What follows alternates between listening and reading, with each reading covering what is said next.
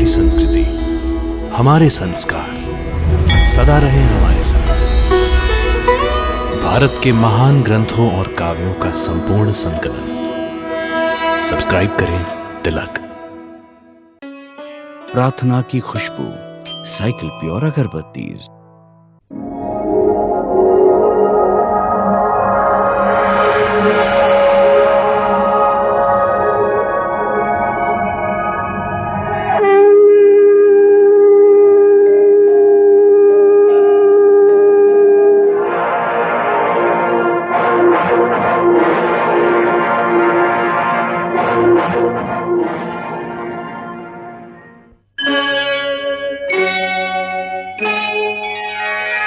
कृष्णा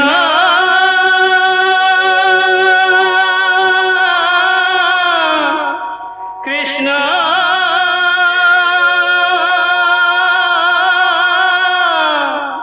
हरे कृष्णा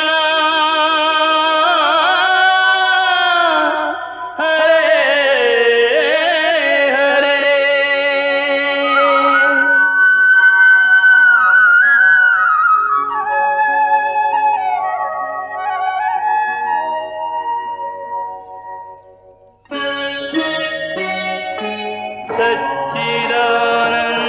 सच्चिदानन्दरूपाय विश्वोत्पत्त्यादिहेतवे तापत्रयविनाशाय श्रीकृष्णाय वयं नमः।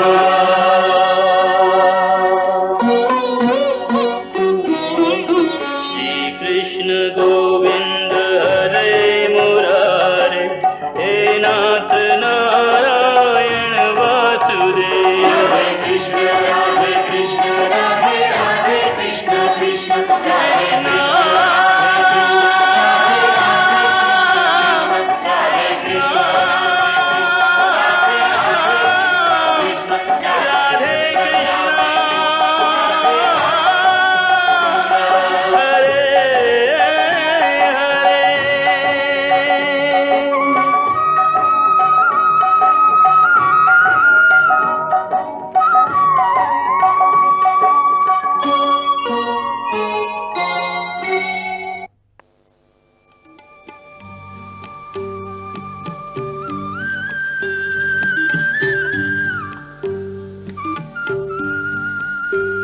पर्वतराज हिमालय की दो चोटियों को आज भी नर और नारायण के नाम से जाना जाता है।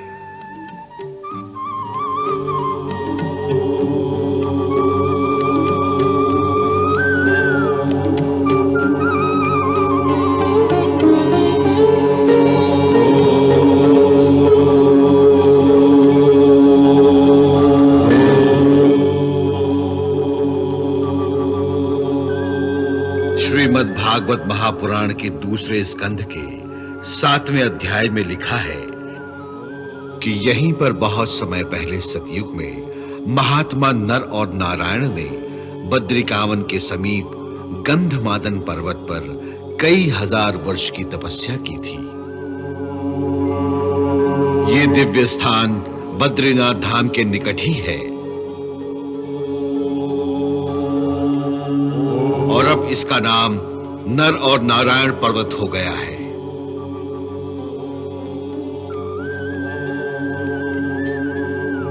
श्री वामन पुराण के 6ठे अध्याय में कहा गया है कि ब्रह्मा जी ने अपने हृदय से महाराज धर्म को उत्पन्न किया था।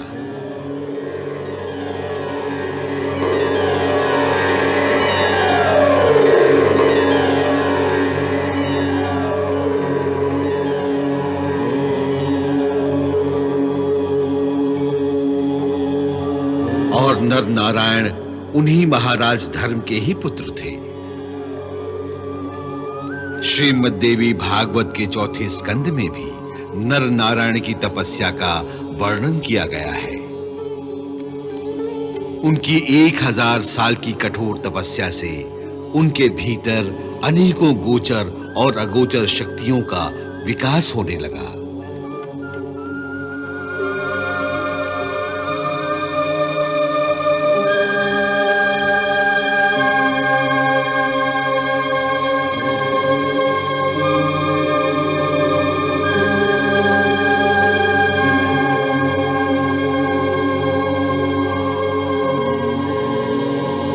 नर नारायण की अत्यंत गहरी और कठोर तपस्या के कारण देवलोक में इंद्र का आसन भी डोलने लगा।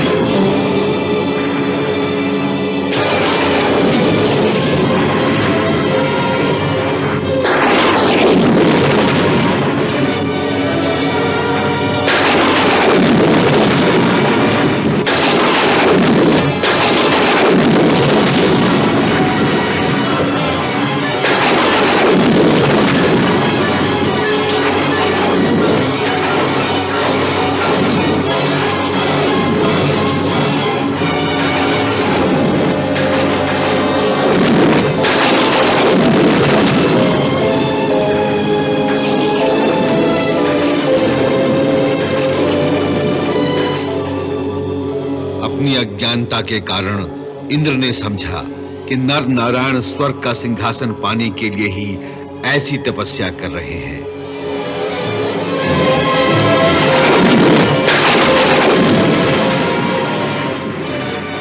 तो उसने इंद्र सभा की प्रमुख अप्सराओं को बुलाया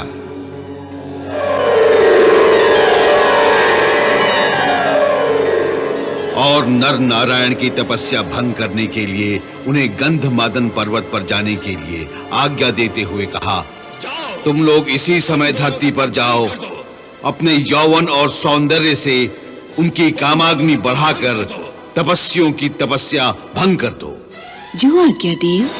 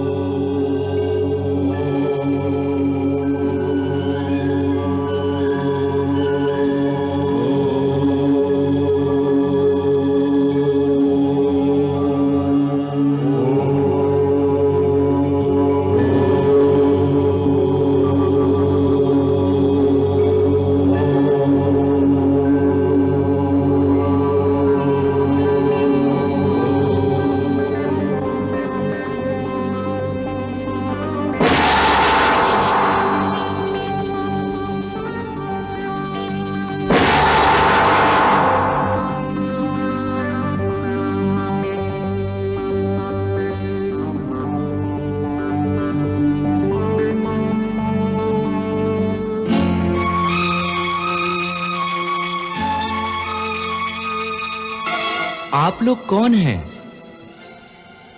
और इस निर्जन और एकांत वन में किस लिए आई हैं? हम इंद्र सभा की अप्सराएं हैं। अप्सराएं? लेकिन हमारे पास तुम्हारे आने का क्या कारण है? देवराज इंद्र आपकी तपस्या से प्रसन्न हुए हैं, इसलिए इस तपोवन में उन्होंने हमें आपको स्वर्ग के तमाम सुख देने के लिए ही भेजा है। अच्छा, तो देवराज अब हमें इस तरह से सुख पहुंचाना चाहते हैं। लेकिन उनसे किसने कहा कि हमें स्वर्ग जैसे सुख की इच्छा है? बिना किसी कामना के तो कोई भी तपस्या करने जाता नहीं मुनिवरों। स्वर्ग के सुख के लिए तो सभी प्राणी लालायित रहते हैं, क्योंकि स्वर्ग का जो सुख है वही तो आनंद की परिसीमा है।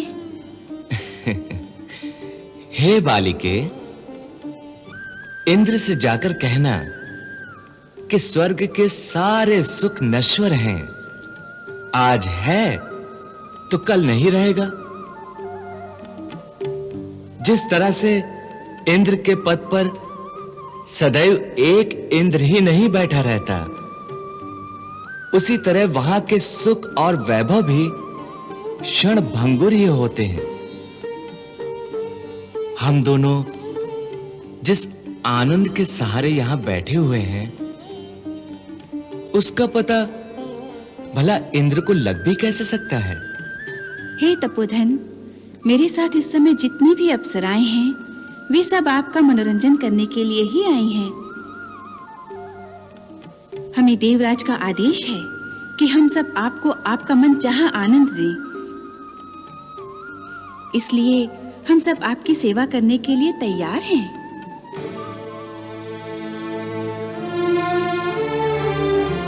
बालिके,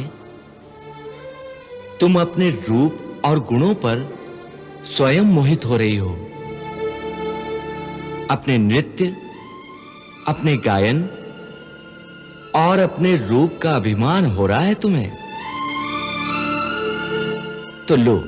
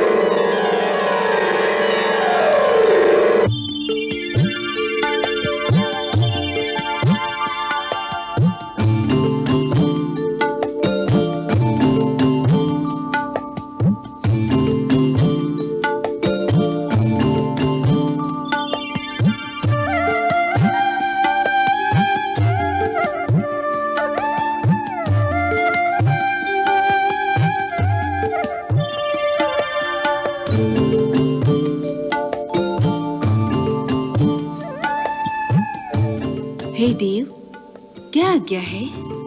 हे सुंदरी, क्योंकि तुम हमारी जंघा के उरु भाग से उत्पन्न हुई हो, इसलिए हम तुम्हें उर्वशी का नाम प्रदान करते हैं।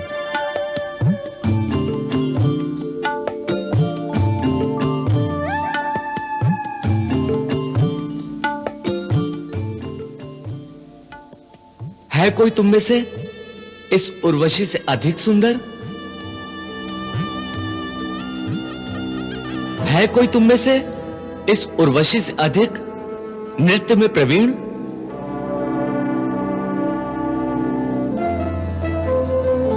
अपनी सभी कलाओं से इन्हें परिचित कराओ उर्वशी। जो आज्ञा देव।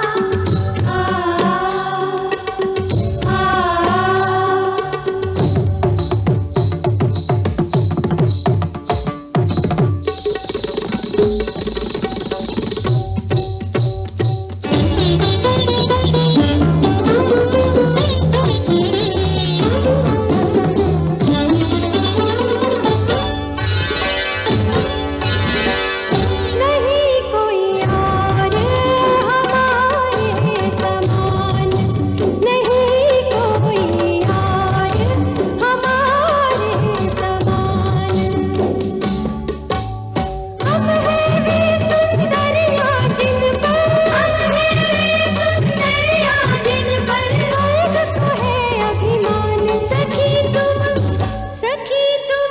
ओ सखी तुम कितनी हो अनजान सखी तुम कितनी हो अनजान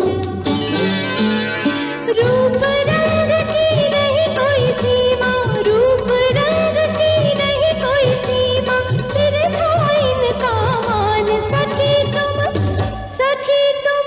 ओ सखी तुम तज दो ये अभिमान नहीं कोई और हमारे समान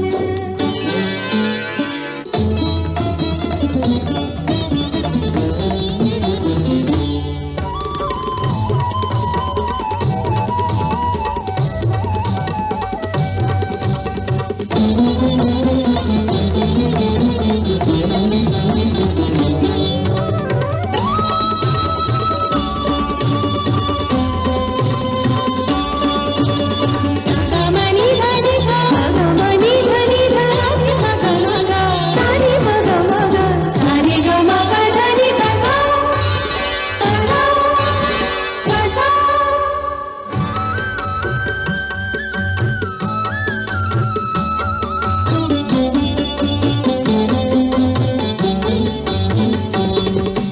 कंचन वर्णी कंचन काया दिव्यांगी मीनाक्षी रूप अनास्वादित है हमारा यौवन देता साक्षी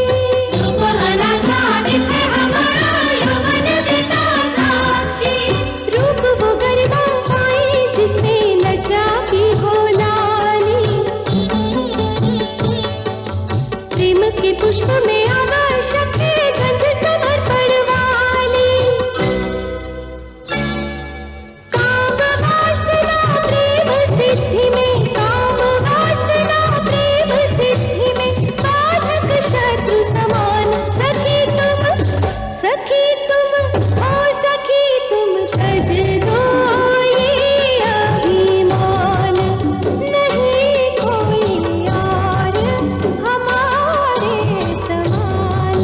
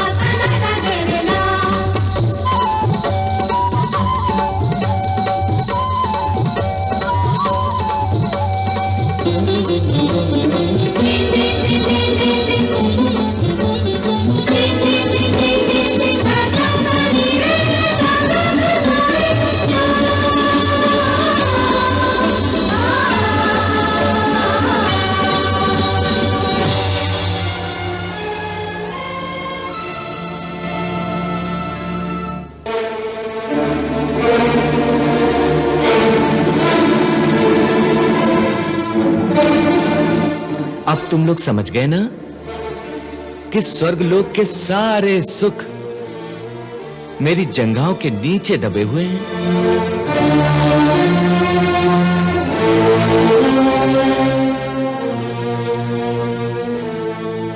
क्षमा करें देव, हमें क्षमा करें, हम सबसे बड़ा अपराध हुआ है। नहीं, तुम अपने स्वामी की आज्ञा से हमारे तपोवन में आई हो, इसलिए तुम निरपराध हो। इंद्र को हमारी ओर से ये उर्वशी उपहार में देना और कहना कि अपने लौकिक सुखों की गिनती में हमारे इस उपहार को लेकर एक गिनती और बढ़ा ले।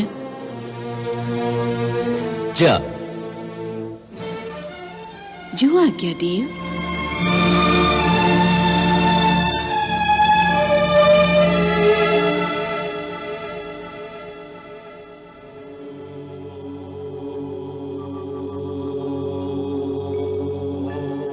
पुराणों में उल्लेख है कि यही नर नारायण आगे चलकर द्वापर में श्री कृष्ण और उनके सखा अर्जुन के रूप में प्रकट हुए थे।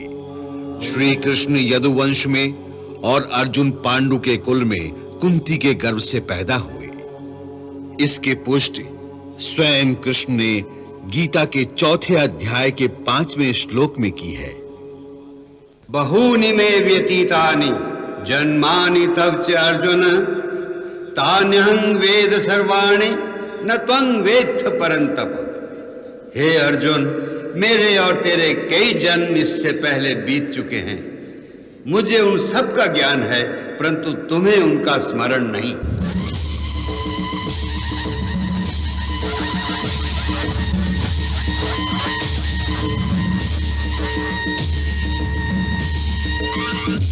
कृष्ण ने मथुरा छोड़कर द्वारिकापुरी बसा ली। अभिवादन अभिवादन। अर्जुन भी अपने भाइयों के साथ गुरुकुल की शिक्षा पूरी करके हस्तिनापुर आ गए।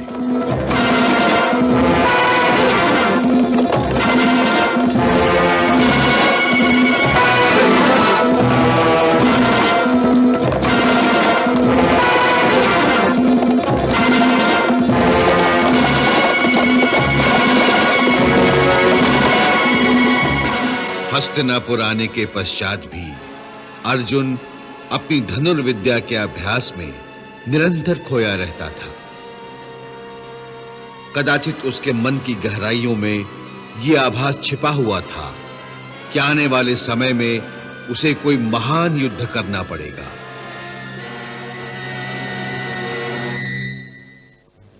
इन्हीं दिनों श्री कृष्ण ने बलराम को बताया था कि पांडवों पर एक भीषण संकट आने वाला है। और मुझे एक आने वाला अग्निकांड दिखाई दे रहा है। क्या एक और अग्निकांड से गुजरना होगा?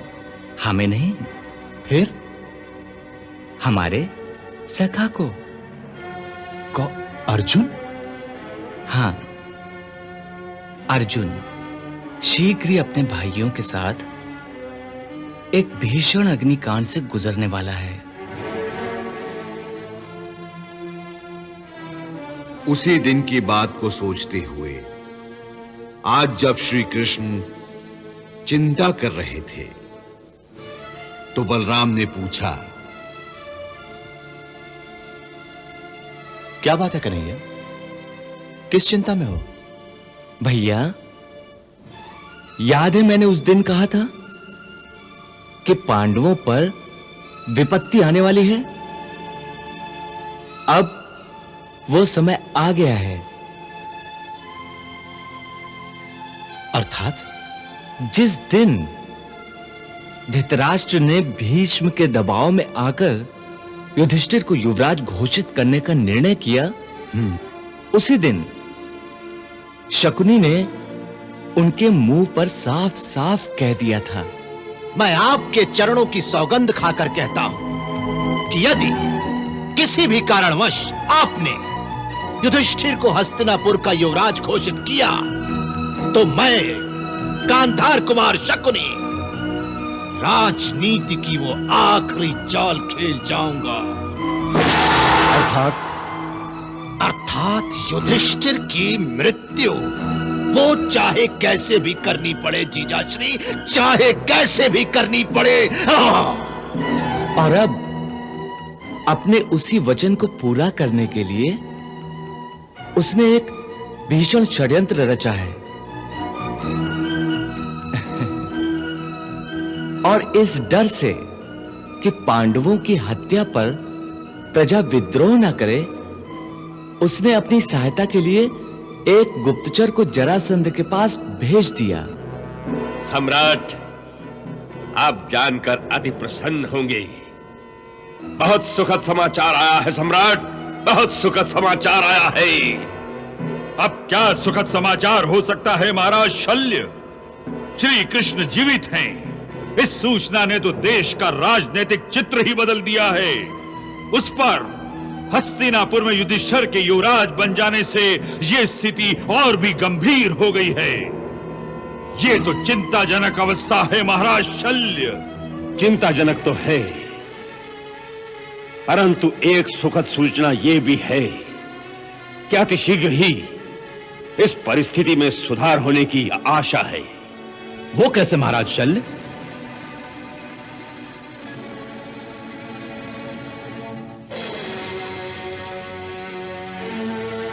यदि युवराज युधिष्ठिर की हत्या हो जाए तो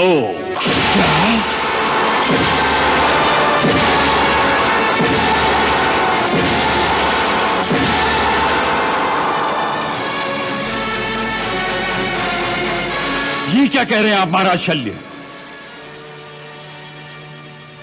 महाराज शल्य, क्या ये संभव हो सकता है? शायद मगर आप ही कैसे जान सकते हैं?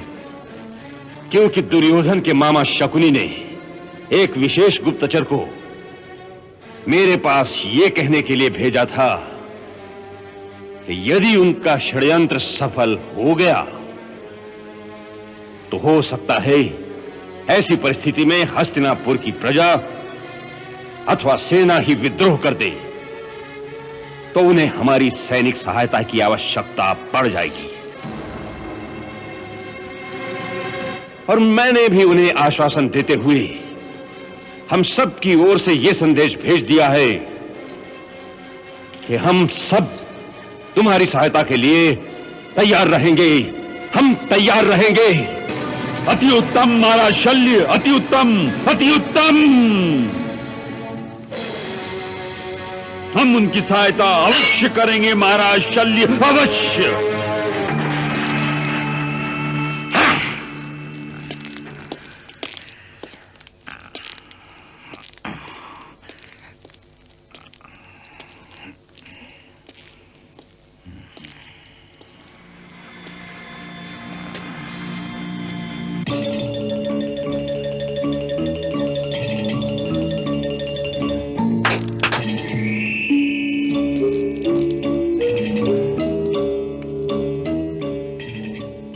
हमने राजकुमार दुर्योधन को यहां आने के लिए संदेश भेजा था, परंतु वो अब तक आए नहीं। जाकर पता करो कि उनके आने में विलंब का कारण क्या है। जाओ। जो आज्ञा।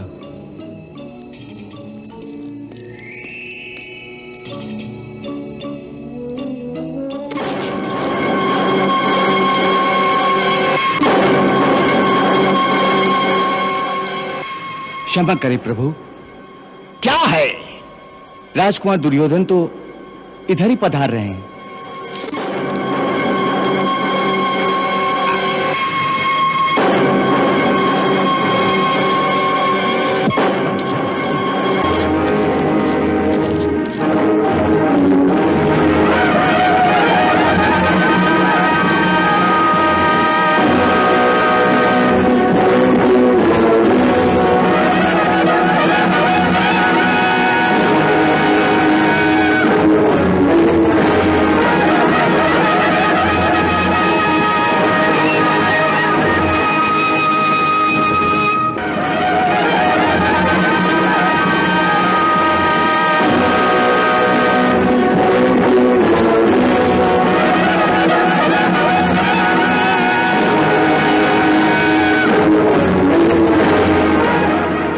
राजकुमार दुर्योधन, आओ, तुम्हारा स्वागत है। प्रणाम शकुनी मामा। जीते रहो, प्रसन्न रहो, सुखी रहो भांजे, सुखी रहो। जी रहा हूं और सुख से जी रहा हूं, परंतु प्रसन्न नहीं हूं, यह आप जानते हैं। हां, जानता हूं, परंतु तुम भी ये बात जान लो कि जब तक मेरा प्रिय भांजा प्रसन्न नहीं रहेगा, तब तक उसका शकुनी मामा भी कांटों की सेज पर लौटता रहेगा। हाँ।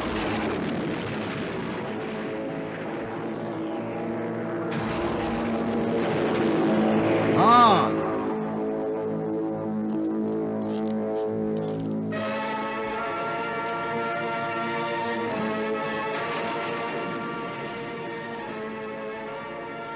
फिर तो पलंग से ये मखमली गद्दे हटाकर यहां पर कांटे बिछा लो मामा, कांटे, क्योंकि मेरी प्रसन्नता का अवसर तो अब सदा के लिए मेरे हाथ से निकल गया है।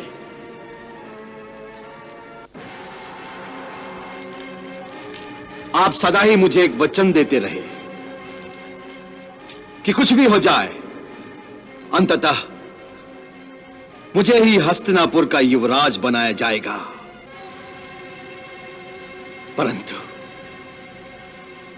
परंतु मैं युवराज की जगह केवल राजकुमार ही रहा और आपके सारे वचन मिथ्या रह गए, मिथ्या।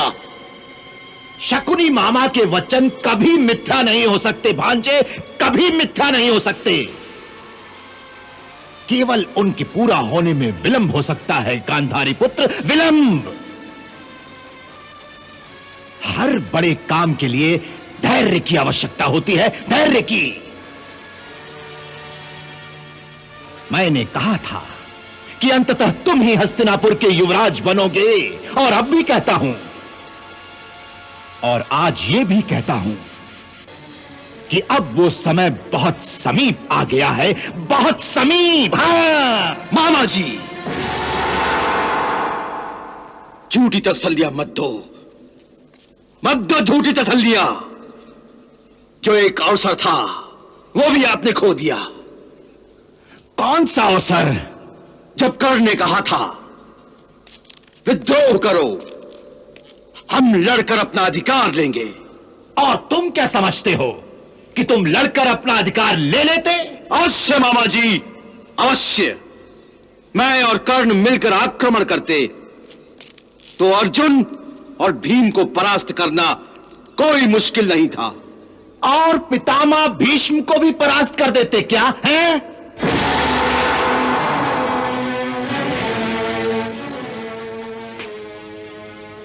उस पर गुरु कृपाचार्य, गुरु द्रोणाचार्य, इन सब का क्या करते भांजे? जवाब दो, इन सब का क्या करते?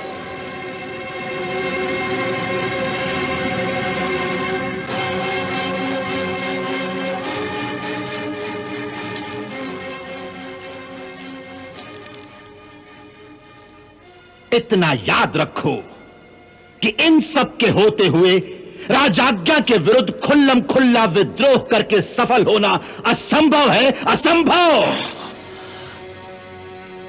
और यह भी मत भूलो कि राजनीति की लड़ाई में षड्यंत्र और कूटनीति के बाण तुम्हारे कर्ण के बाणों से अधिक उपयोगी होते हैं। हाँ, और आज यही बात बताने के लिए मैंने तुम्हें यहां बुलाया है कि अब हमारी योजना की सफलता का समय आ गया है। एक आखिरी चाल, एक आखिरी चाल रह गई है। वो पासा भी ठीक पड़ गया तो अंत। हां भांजे, अंत। अर्थात वही राजनीति की आखिरी चाल कि जो कांटा रास्ते से हटाया ना जा सके उसे जड़ से ही उखाड़ दो। हां, उसे जड़ से ही उखाड़ दो। उस पर मैंने यह सोचा है कि जहां एक कांटा उखाड़ना हो वहां क्यों ना पांचों के पांचों कांटे एक साथ उखाड़ दिए जाएं। ना रहेगा बांस और ना बजेगी बांसुरिया।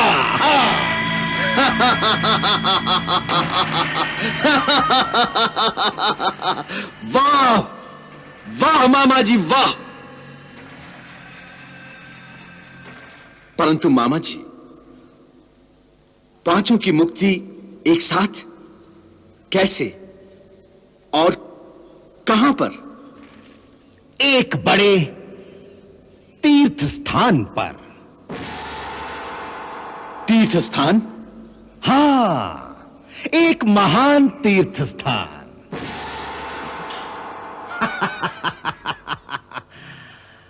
कौरवों में एक प्रथा है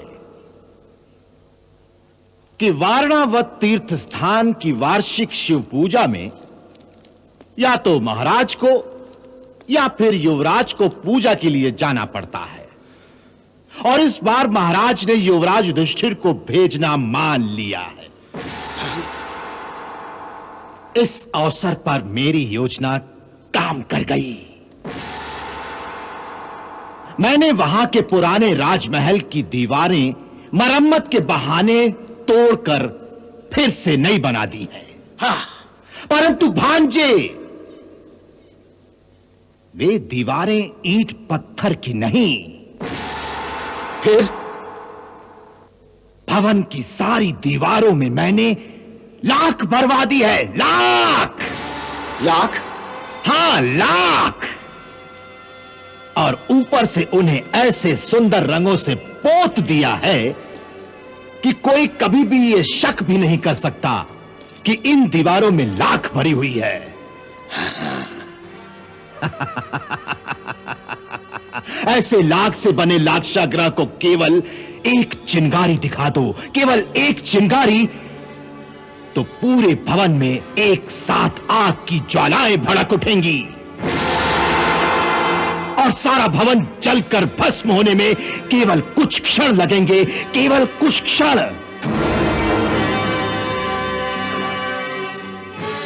बस जिस दिन युवराज युधिष्ठिर वारणावत पहुंचेंगे और उस राजभवन में सोएंगे, उसी रात उस राजभवन को आग लग जाएगी। आग लगा दी जाएगी भांजे, लगा दी जाएगी। हाँ, वाह शकुनी मामा, क्या पासा फेंका है। वाह, अभी तो पासा फेंकने की आखिरी बात बाकी है भांजे, बाकी है। यदि किसी प्रकार पांचों के पांचों पांडवों को एक साथ तीर्थ यात्रा पर भेज दिया जाए तो पांचों जलकर वहीं भस्म हो जाएंगे।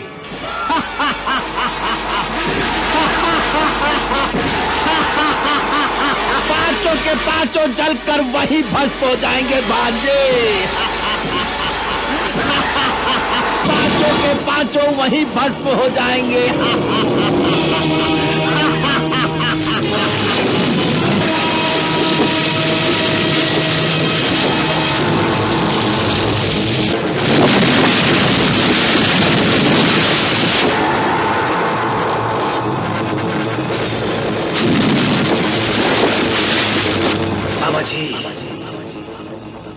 मामा जी देखिए कितना सुंदर दृश्य है पांचों के जलने का।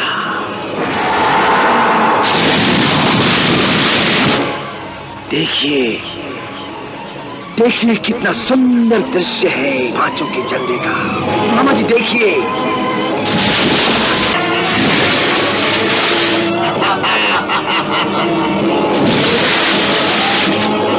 पांचों के जलने का।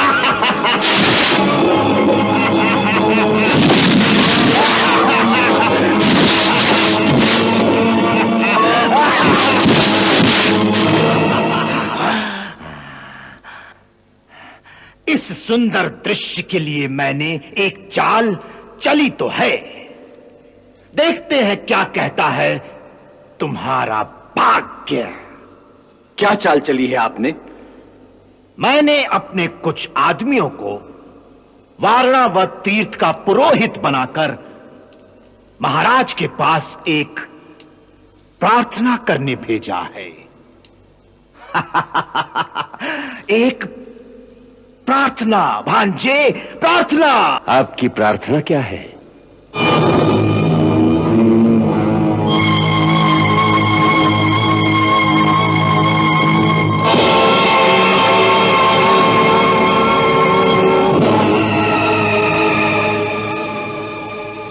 महाराज, यह प्रार्थना केवल हमारी ही नहीं, वारणावत के सभी प्रजाजनों की भी है। यदि आप स्वीकार कर लेंगे तो समस्त प्रजाजन आनंदित हो जाएंगे। क्या प्रार्थना है?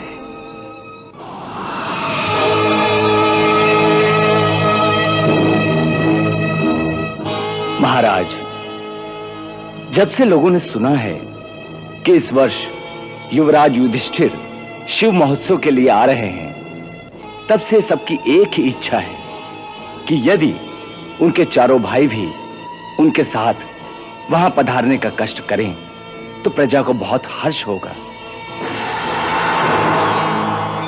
वास्तव में बहुत वर्ष पहले आपके छोटे भाई महाराज पांडु प्रतिवर्ष वहां पूजा के लिए जाया करते थे। उनकी प्रजा वत्सलता के कारण समस्त प्रजाजन उनसे अत्यधिक स्नेह करते थे। उनके स्वर्गवास होने के पश्चात आज प्रजाजन इस बात पर बड़े उत्कंठित हैं कि अपने प्यारे महाराज पांडु के 5 पुत्रों को एक बार अपने नेत्रों से देखें और उनका स्वागत करें।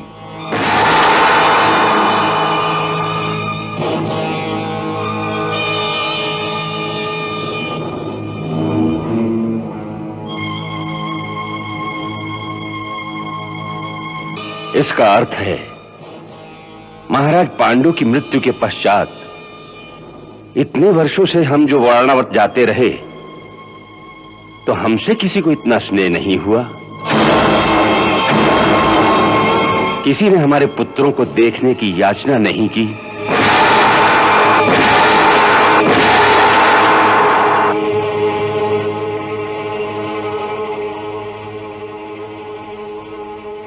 महाराज को इस दृष्टिकोण से नहीं देखना चाहिए। तो फिर किस दृष्टिकोण से देखना चाहिए? वास्तव में ये स्नेह की बात नहीं है, सहानुभूति की बात है। अर्थात आप इस बात को इस दृष्टिकोण से देखिए महाराज कि प्रजा तो आपको भी उतना ही स्नेह करती है, आपका भी उतना ही आदर करती है जितना महाराज पांडु का करती थी। क्योंकि जितनी बार आप वहां गए हैं आपको इस बात का अनुभव हुआ है कि नहीं? हाँ, परंतु पुत्रों में इतना अंतर क्यों? वही अंतर तो मैं आपको समझा रही हूं महाराज। देखिए, अंतर का केवल एक ही कारण है कि जिस व्यक्ति का स्वर्गवास हो जाता है उसके बच्चों को लोग अनाथ समझते हैं और उनसे इसी कारण लोगों को सहानुभूति अधिक हो जाती है और उस सहानुभूति को ये लोग स्नेह बता रहे हैं। इसलिए आपको अन्यथा नहीं सोचना चाहिए। इनकी प्रार्थना स्वीकार कर लीजिए महाराज, और यदि आपकी आज्ञा हो तो मैं कुंती बहन को भी मना लेती हूँ कि वे इसी बहाने अपने पुत्रों के साथ तीर्थ यात्रा कराएं। अवश्य देवी, हम आपके दृष्टिकोण की प्रशंसा करते हैं। हमारी ओर से महारानी कुंती को भी उनके पुत्रों के साथ जाने की आज्ञा दे दी जाए।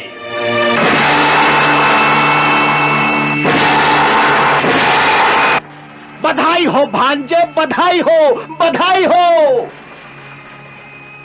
जब भाग्य को पलटना होता है तो सारे पासे अपने आप सीधे पड़ने लगते हैं, अपने आप। हरे कृष्णा कृष्ण कृष्णा हरे हरे, श्री कृष्ण चरितम् गुणानुवादं तत्प्रेरणा अहं करोमि। मम भावगीतं हृदयस्य प्रीतं त्वत्पद्मपादे समर्पयामि। हरे राम राम राम हरे हरे, हरे कृष्ण कृष्ण कृष्ण हरे हरे। कृष्ण